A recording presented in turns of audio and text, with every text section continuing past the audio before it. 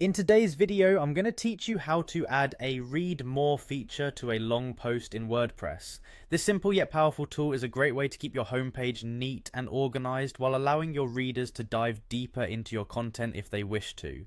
So let's get started with the step-by-step guide to implementing this feature. First, you'll want to open up your preferred web browser and go directly to wordpress.com. This will take you to the home page where you can access the login options. Once you're there, look for the login button. It's usually conspicuous enough, typically located in the upper right corner of the page. Click on it to proceed to the next step. Now, among the various login methods available, click on Continue with Google. It's a quick and easy way to access your account without having to remember additional usernames or passwords. You'll be prompted to select your Google account, so ensure you choose the one associated with your WordPress site. If you don't see it listed, you might need to add it manually. If everything goes smoothly, you'll be directed to your WordPress dashboard.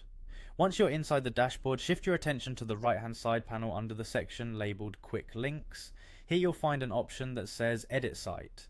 Click on that to enter the editing mode where you can make adjustments to your site's layout and content.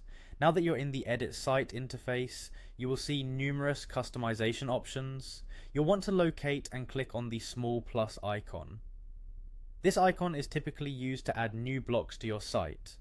It's an integral part of the Gutenberg editor experience within WordPress, giving you the flexibility to design and structure your posts effortlessly. After clicking the plus icon, a search box will appear.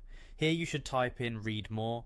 This block is specifically designed to add a Read More button to your posts, which will split the content into a preview on the main page, inviting your readers to click for the full article. The Read More block is very straightforward to use, and it really enhances user engagement by managing how your content is presented at first glance.